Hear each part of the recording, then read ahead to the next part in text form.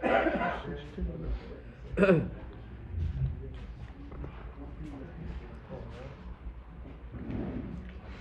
morning, Chaverim. We're now sitting in the Suda for the cover of the new baby already. Chava. Bezrat Hashem. Where's Yaakov? He's not here. Mazal Tov Yaakov. We're going to say the shir that we do every day. This is the daily shir of Chaye Moharan. And now we're in the part speaking about Rabbi Nachman's greatness. Reish Tzadik. Amar. Sheba echad lefanai ani אז תקף שאני רואה אותו, אני מכיר אותו מהכובע העליון ועד רגליו. The tzaddikim, the great tzaddikim, Rabbi Nachman of Breslev, he said like this: as soon as somebody comes in front of him, and just he takes one glance at him, one look at him, he's able to size him up from the hat all the way to the feet. As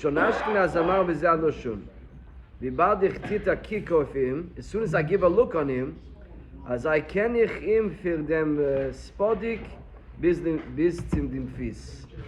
So Rabbeinu said, as soon as a person comes, I know everything about him from the head until the feet. There's a lot what to say about this. But either way, it's important to know that the tzaddikim are not on the same plane as us. They're not on the same level as us. The same way that you're looking at me and you see what's in back of me, and it's not difficult for you to see it, but it's very clear, and if I don't know what's in back of me, so I'm going to find it amazing that you're explaining what's in back of me. The fact that you're explaining what's in back of me, it could help me out to be protected or to make a right decision.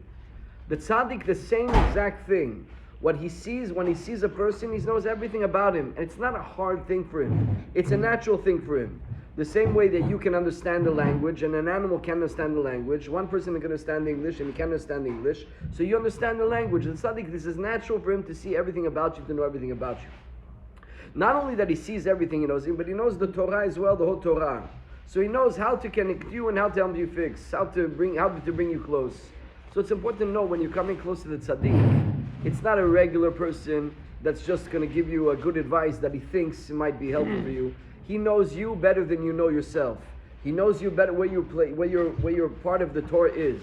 Every Jew is a part of the Torah. And the tzaddik knows exactly what's going on with the person. Therefore, the advice and the direction and the chizuk that you get from the tzaddik is not to be taken lightly. It's exactly pertinent and directed for that person.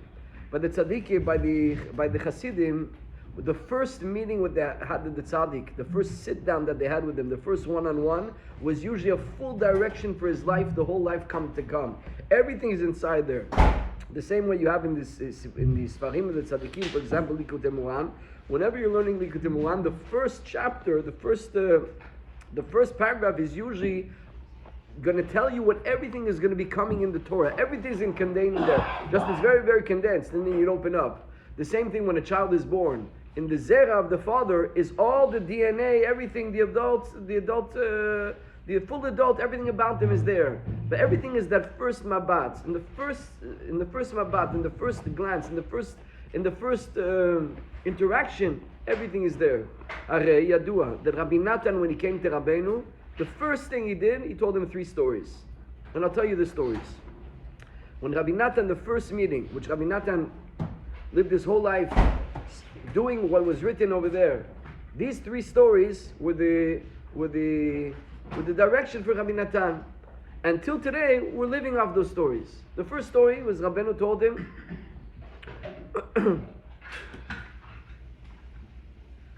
of a tzaddik called Rav Mordechai of Nesiz. Rav Mordechai Nesiz was a big tzaddik, and he had a talmid that came to him from another city. He came to visit the Rebbe Rabbi Mordechai. When he wanted to leave the city, it's a mitzvah, you don't leave without parting from the tzaddik. If you came to visit a tzaddik, you don't leave without going to say bye.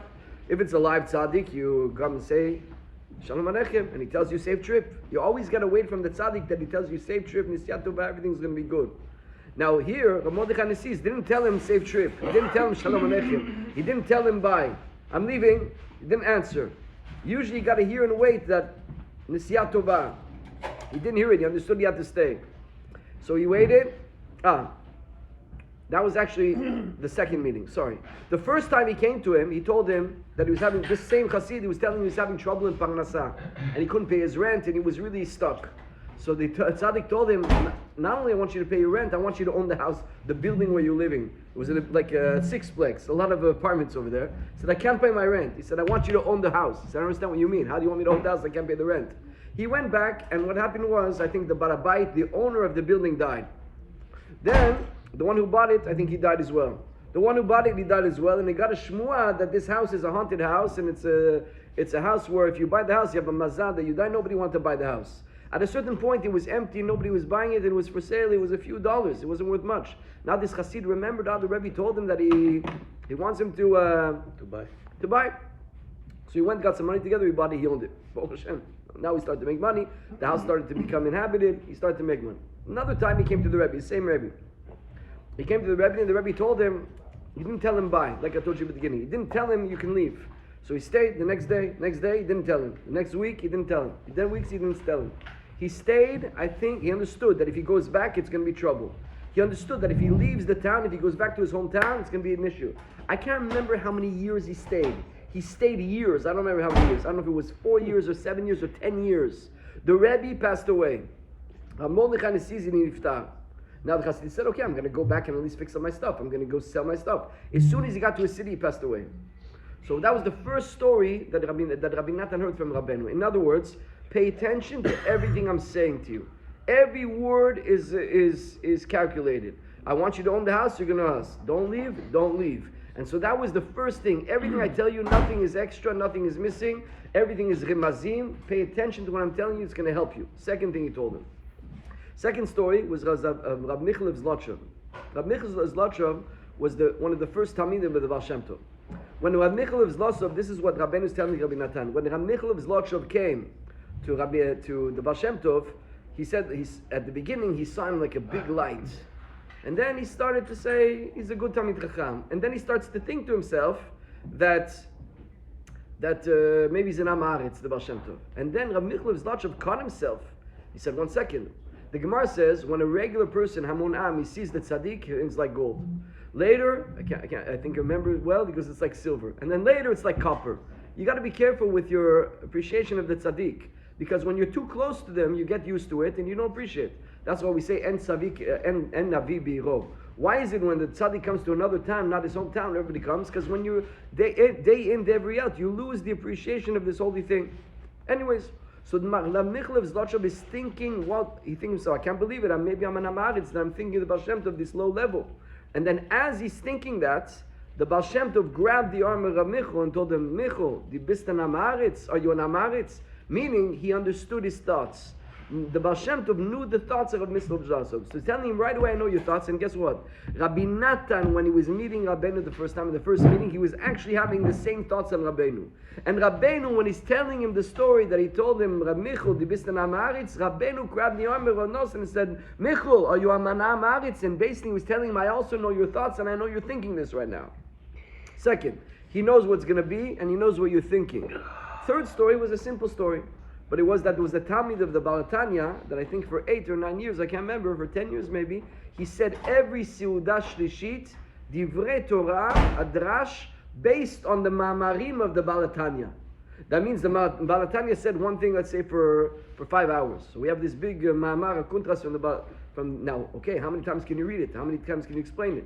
For 10 years, every Seudah Shishit, he said a drash on it. He was mevaer al pi that. And that was what Rabbi Natan's role was going to be, that he was going to take the Likutei Moharan and expand it and doresh on it in the Likutei Halachot and all the halachot that we have. So this first meeting between Rabbi Natan and Rabbeinu, you see there was 3 things happen over here. Number 1, pay attention to every word. Number 2, I know you were thinking. Number 3, here's your direction, here's what you're going to do in your life. So it's important to us to know when you come to the tzaddik also, it's not a regular person. It's not another rab that's going to give you a good aracha or a good chizuk that's written. And even though there's a lot of stuff, there's shmaya there. Still, the tzaddik knows you from the head to the feet. He knows your gilgul, he knows your future, he knows your past, he's watching everything and it's not hard for him.